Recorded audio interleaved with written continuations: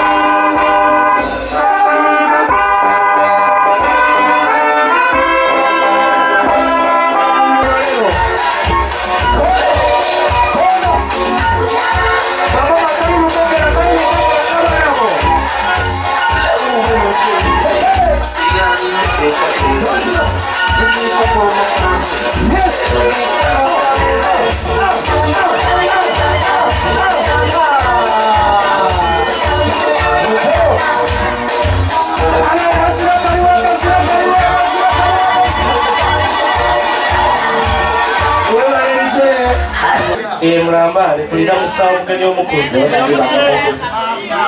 aha mulamuse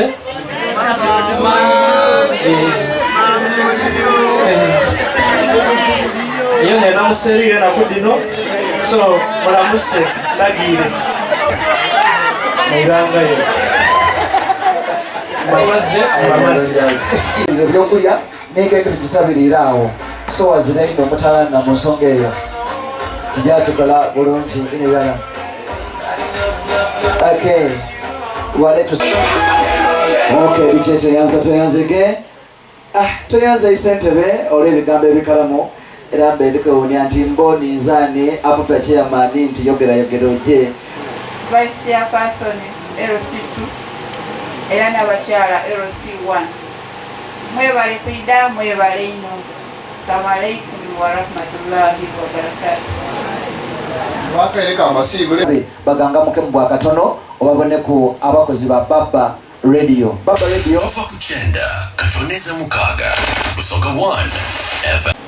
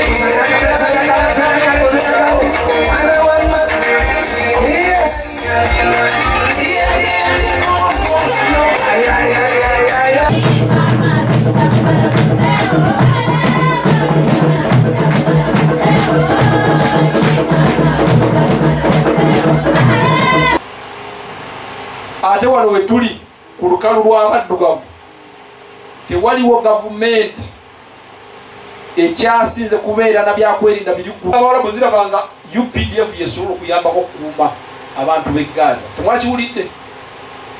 Kati wano mu Afirika tewaliwo gavumenti etusinga security ngumu. Wano mu Afirika teriwo. Ezijali mbagita America. Ereka mu region eyo ekyasinze crime rates eziri waggulu, obutemunga bwa ku street.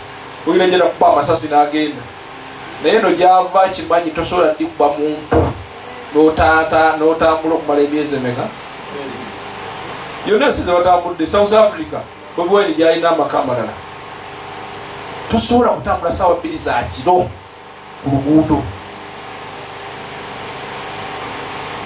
Ebyo byonna babimanyi. Naye nga byobufuzi ofuna ekikuyisaawo, naye nabo abazungu bawa ku ssente olina okubeera mu byabufuzi bya opposition ya the whole world nga eweereza abantu butereevu ssente n'ozifuna ku simu yo andibwa security. Muntegedde bulungi awo. Ffe tulina wano kibayita ngalete soka nga tuika wansi. So abana mawulire ka tusimbule 1 2 3 go tusimbule nilete soka. Aha. Aha.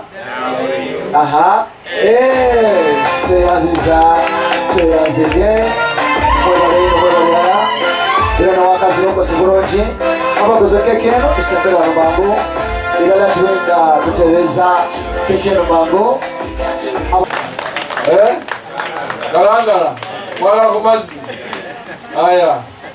Naye olw'ebigambo ebyo ebitono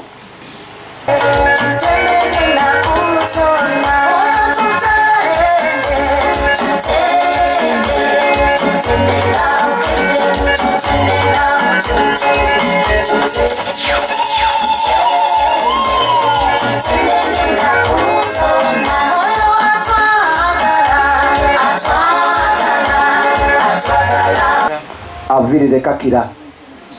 I'm a councillor representing workers. Anti no kansala ng'akiikirira abakozi. I am happy to be here. Akuba ndi musanyufu okuba wano. I appreciate the journalism. Basiima mu ngeri y'endawulo mwe balina okuba nti mulikola bulungi ino yala mukere wange na balata bange bali wano muyikirize nenda kujja ku muntu omubedde mu dakiika eno wabula tujja kukola tuti abaana mawulire mwena twenda vibe nga tuli kwana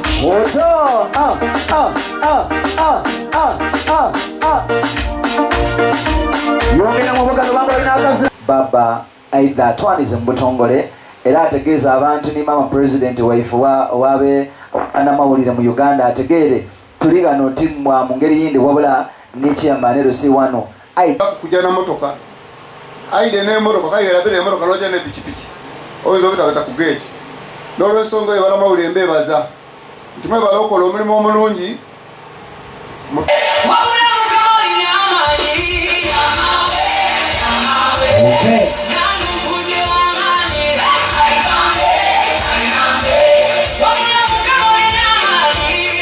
nti muteeko okudda era mubeere ku bageni abalindirire tusimbye mwe wala obutadisappointinga banamawulire bano era mwaidda mwabaawo ndikwogera nga bino abanyanza high school nga mweteekateekayo ni event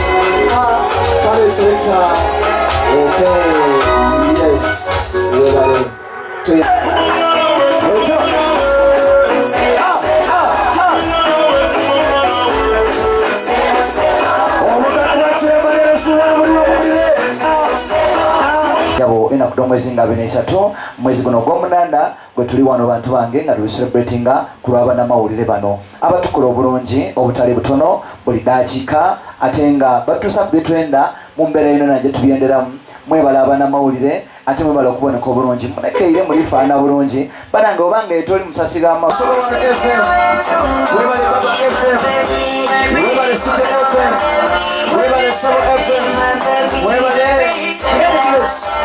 Smart FM tuyaziza abana ba Apex FM ekikompala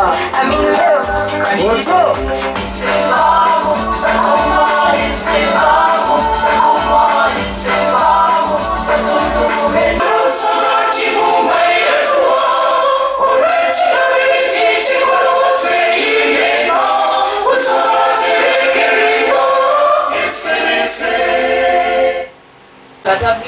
grassroots once lemu atandikira wansi meya amanyikwa okufuuka kyali so tifo bwe tujja ne tusaba emirimu awamanyiibwa benda abantu abamanyikibwa kati fe ababanga tuva mu universities tuba tulijjawa. For example, I graduated in June.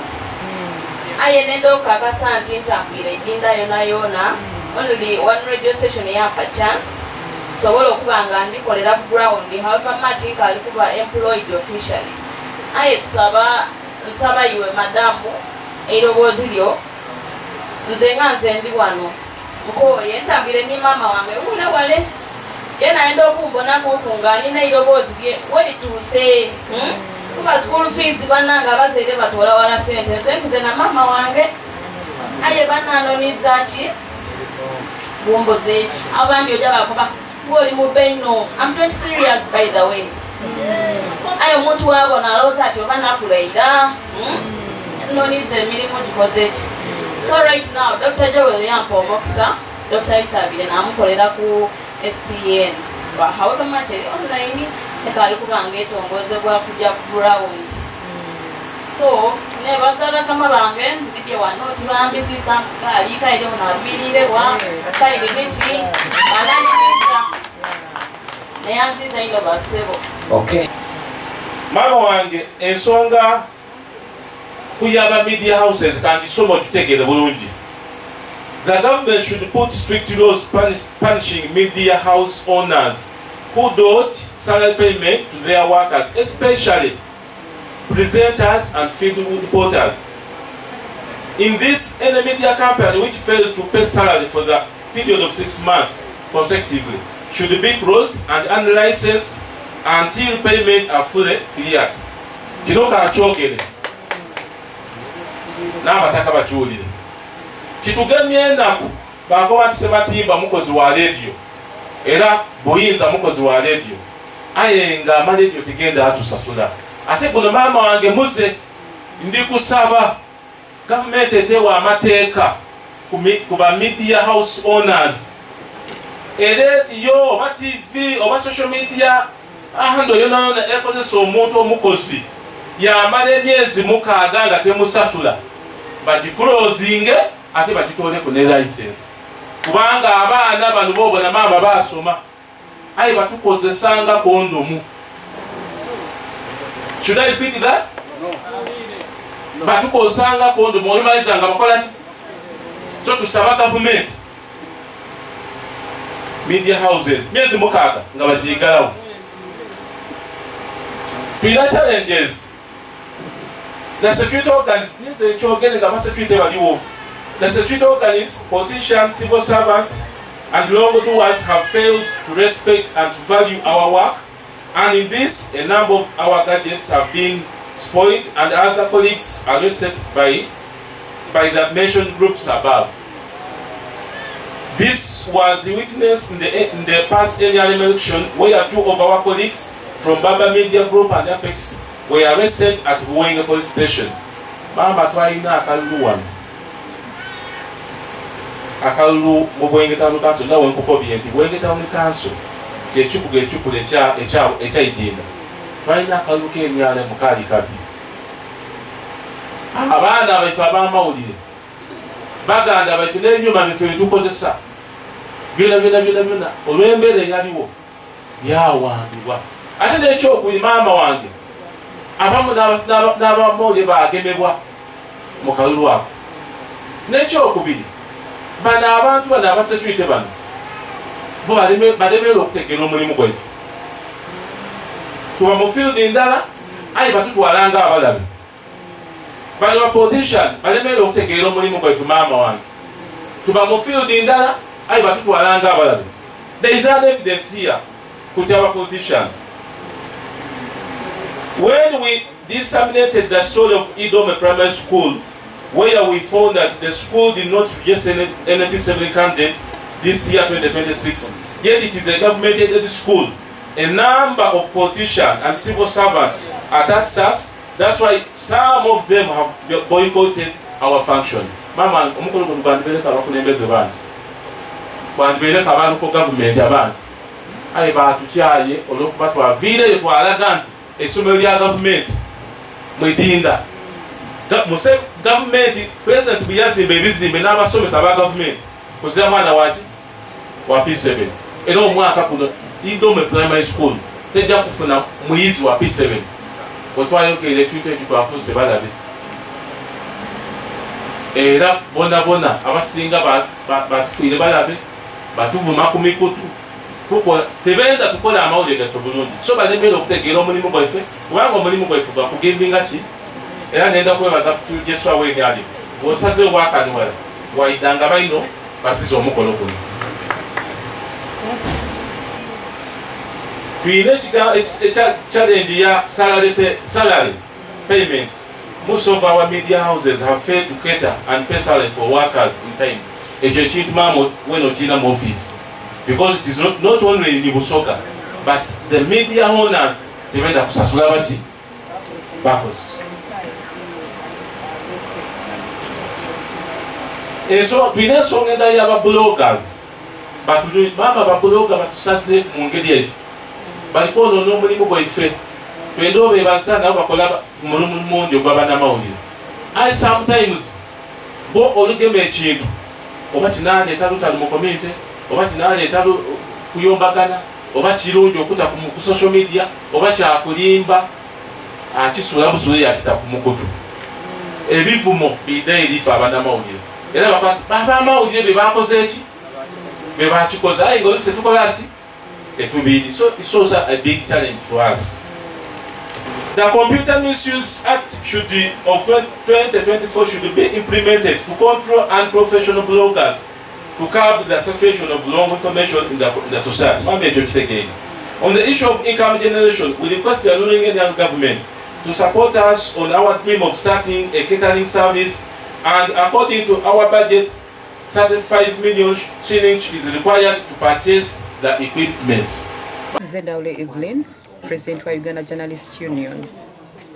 Kakati olunaku lwaleero nga tujja kuzza olunaku lw'abamawulire mu Jinja District, tulina ebigendererwa byaffe bitwagala okuteekako nnyo essiira.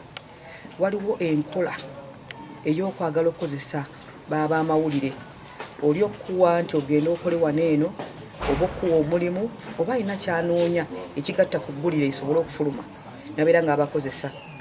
Eyo enkola tugivumirira, tetukkiriziganya nakyo kubanga wakati mu kubeera nga mukola ebikolwa eby'ensonyi n'omuntu oyo munnamawulire mumalamu ekitiibwa. Ng'oggyeko mumalamu ekitiibwa omulwaza omulemesa okukola. Kati bw'alemererwa okukola kino kikosa ye ne kikosa famire ye ne kikosa n'eggwanga. Kati mu nkola ng'eyo tugenda kukola nga ffe abeegattira wamu union ya Uganda Journalist Union okulaba nga tulwanirira eddembe ly'abamawulire. Ensonga endala, waliwo abakulu bannannyini bitongole bino eby'amawulire balina enkola ey'okukozesa omuntu ne batamusasula. Omuntu omuwadde omulimu kyokka azze okufuna omulimu amanyi agenda kusasulwa n'ogaana okumuwa omusaala gwe. Ekirala balina amagezi nti bagaana okuwa omwana oyo obuwandiike obukakasa nti ddala aweereddwa omulimu ku kitongole ekyo, nekibeera nga kikaluubiriza n'engeri y'okubanja ensimbi ezo eri bano bannamawulire.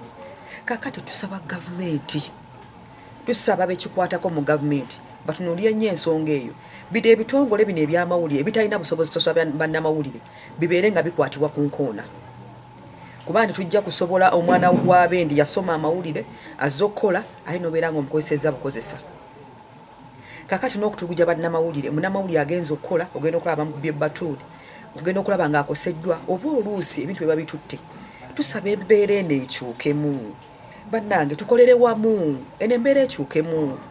Bw'abazze bambi kkiriza akole kubanga ge maaso agasobola okulengera ewala omulala watatuuse, ate era lyeriiso lino erisobola okulaga awali ekizibu gwe naye n'osobola okutereeza awali obuzibu. Kati tusaba abakuumaddembe bambi mutukwate empola sobola okukusa emirimu gyaffe. Ate abo abalemeddeko ffe nga ffe union tujja kubeera nti batwala mu mbuga z'amateeka oleme kwonoona kitongole kya poliisi weekwase nti gwe oli mukola mulimu naye ng'ate oli mu kwonoona ekitongole. ate etteekawo eri esobola okukola ki okukukolako.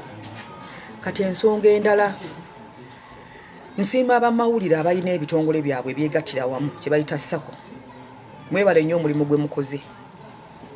Tugenda okufuba okulaba nga tukwatira wamu, tulina okukozesa obwongo bwaffe nti singa gavumenti etutaddemu ssente nga naffe tukwasiganya tulina ebintu byetutaddemu tusobola okufuna ensimbi zino tuzigatte mu bintu ebirala.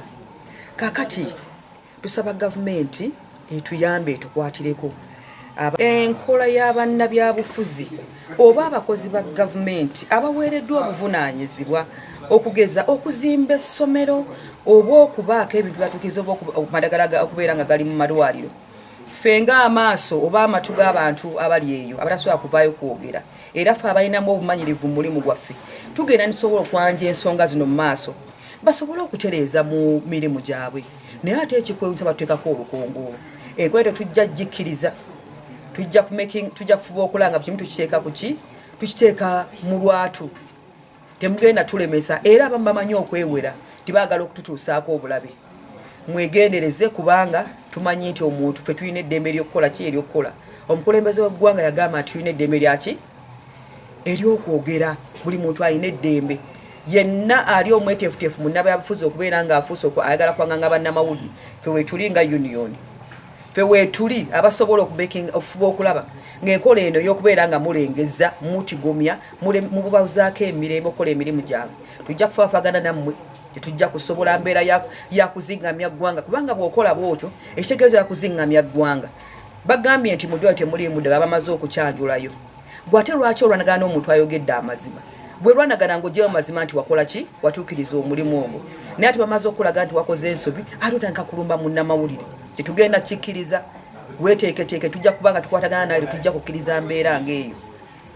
Besides that, we are also going to see to it that we ensure that we add money so that you can be able to diversify. Ng'otoera ku ekyo kyadda kubona nti omulimu guno ogukutaamu okusente mubone nti musobola ti mukuva bwa mulimu gw'amawulire aye nga mukola ku n'ebintu. Don't put your eggs in one basket. Mukiwulire ekyo. You need to diversify so that you earn maybe from farming, you're also earning from journalism. The truth is we African people, and there is a way how African people perceive things. When a police red flag zone a place and say no, it's a no-go zone, we see journalists go there. When it's a no-go zone, that's when they fight with police. But if they can salute and respect police forces, no one will fight them back.